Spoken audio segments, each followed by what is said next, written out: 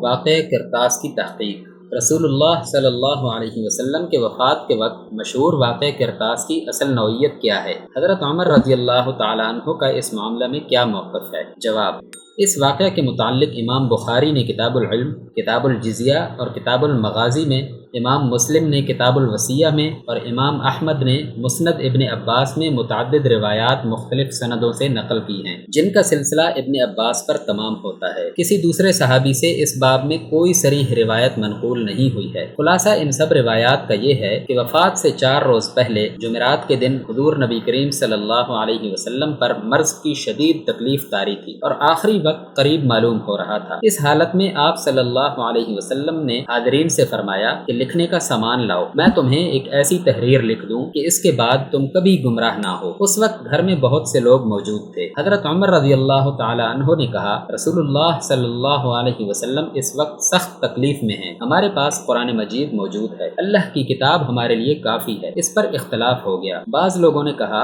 نہیں، سامان کتابت لے آنا چاہیے تاکہ حضور صلی اللہ علیہ وسلم وہ چیز لکھوا دیں جس کے بعد ہم گمراہ نہ ہو سکیں، اور بعض اصحاب نے حضرت عمر کے خیال کی تائید کی۔ کچھ اور لوگوں نے کہا کہ حضور صلی اللہ علیہ وسلم سے پھر دریافت کر لو، آپ صلی اللہ علیہ وسلم واقعی کچھ لکھوانا چاہتے ہیں یا یہ بات آپ نے غلبہ مرض کی وجہ سے گھبراہٹ میں فرمائی ہے۔ اس طرح بعض لوگ آپس میں بحث کرنے لگے اور بعض حضور صلی اللہ علیہ وسلم سے آپ کا مدعا پوچھنے میں لگ گئے۔ اس پر حضور صلی اللہ علیہ وسلم نے فرمایا، مجھے میرے حال پر چھوڑ دو، میں جس حالت میں ہوں وہ اس سے بہتر ہے جس کی طرف تم مجھے بلا رہے ہو، میرے پاس سے اٹھ جاؤ، میرے پاس جھگڑا کرنا ٹھیک نہیں ہے۔ اس کے بعد حضرت ابن عباس کہتے ہیں کہ حضور صلی اللہ علیہ وسلم نے 3 باتوں کی وصیت فرمائی۔ ایک یہ کہ مشرکین کو جزیرہ عرب سے نکال دو، دوسری یہ کہ جو وفود باہر سے آئیں ان کی اسی طرح خاطرداری کرنا جس طرح میں کرتا تھا، اور تیسری بات حضور صلی اللہ علیہ وسلم کی زبان سے ادا نہ ہوئی یا راوی سے فراموش ہو گئی۔ روایات اس باب میں بھی واضح نہیں ہے کہ ابن عباس نے اس کو فراموش کیا یا بیچ کے کسی راوی نے۔ یہ ہے کل کائنات اس قصے کی۔ اگر کوئی سیدھے طریقے سے یہ بات سمجھنا چاہے تو اصل صورت معاملہ کے سمجھنے میں کوئی مشکل پیش نہیں آ سکتی۔ اپنے محبوب ترین پیشوا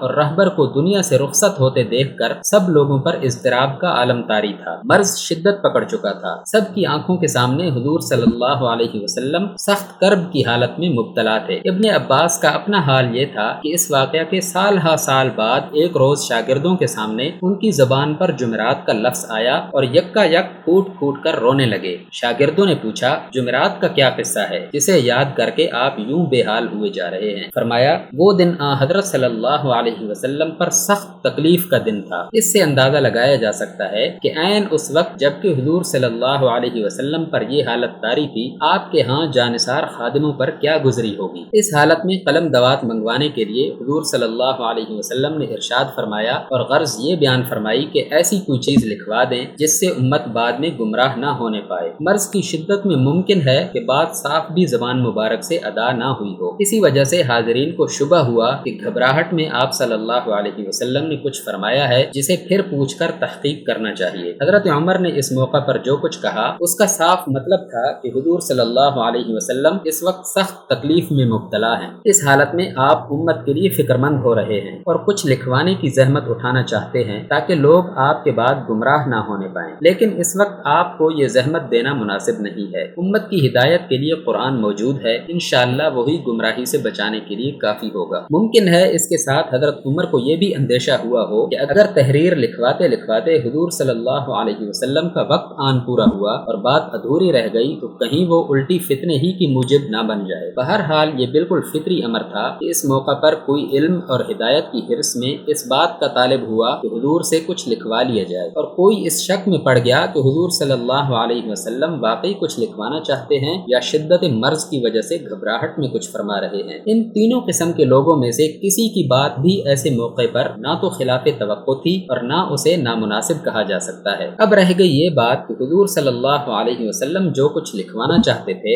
آیا اس کی نوعیت عام نصائح کی تھی یا کسی ایسے اہم حکم کی جسے ثبت کرا دینا امت کی ہدایت کے لیے ضروری تھا؟ تو اس کا فیصلہ بعد کے واقعات نے خود ہی کر دیا۔ حضور صلی اللہ علیہ وسلم اس واقعہ کے بعد بھی 4 دن تک زندہ رہے۔ ان دنوں میں مرض کی شدت کا حال بھی یکساں نہیں رہا۔ اس زمانے میں وہی سب لوگ آپ کے پاس بیٹھے بھی نہیں رہے جو جمعرات کے دن اس خاص وقت پر موجود تھے، اور اس مدت میں آپ صلی اللہ علیہ وسلم کو کو مسجد نبوی میں تشریف لے جانے اور جماعت صحابہ کرام سے خطاب کرنے کا موقع بھی ملا تھا۔ اگر واقعی کوئی اہم حکم ایسا ہوتا جسے ضبط تحریر میں لانا ضروری تھا تو حضور صلی اللہ علیہ وسلم ان دنوں میں کسی وقت بھی اپنے کاتبوں میں سے یا خود اہل بیت میں سے کسی کو بلا کر اسے لکھوا سکتے تھے یا زبانی ارشاد فرما سکتے تھے۔ اس سے حضرت عمر کے اس موقف کی صحت بالکل واضح ہو جاتی ہے۔ انہوں نے ٹھیک سمجھا تھا کہ شدت مرض میں امت کی فلاح کے لیے حضور صلی اللہ علیہ وسلم فکر مند ہو رہے ہیں اور کچھ نصائح لکھوانا چاہتے ہیں۔ کسی بنیادی مسئلے کا فیصلہ لکھوانا اس حالت میں پیش نظر نہیں ہے، اس لیے اس تکلیف اور کرب کے عالم میں حضور صلی اللہ علیہ وسلم کو یہ زحمت دینا ٹھیک نہیں۔ ہمیں قلم دوات لانے کی بجائے حضور صلی اللہ علیہ وسلم کو یہ اطمینان دلانا چاہیے کہ آپ ہمارے لیے پریشان نہ ہوں، آپ اپنی امت کو وہ کتاب ہدایت دے کر جا رہے ہیں جو انشاءاللہ اسے کبھی گمراہ نہ ہونے دے گی۔ آخر میں حضرت علی کی بھی ایک روایت ملاحظہ فرما لی جائے جسے مسند احمد میں نقل کیا گیا ہے۔ اس میں حضرت علی فرماتے ہیں، مجھے نبی صلی اللہ علیہ وسلم نے حکم دیا کہ شانے کی ایک ہڈی لے آؤں تاکہ آپ اس پر ایک ایسی چیز لکھ دیں جس سے آپ کی امت آپ کے بعد گمراہ نہ ہو۔ مجھ کو اندیشہ ہوا کہ کہیں اس کے لاتے لاتے آپ کی وفات نہ ہو جائے، اس لیے میں نے عرض کیا آپ فرمائیں میں یاد رکھوں گا۔ اس پر حضور صلی اللہ علیہ وسلم نے فرمایا، میں وصیت کرتا ہوں نماز اور زکوٰۃ کی پابندی کرنے کی اور ان غلاموں کے ساتھ حسن سلوک کی جو تمہارے ملک میں ہوں۔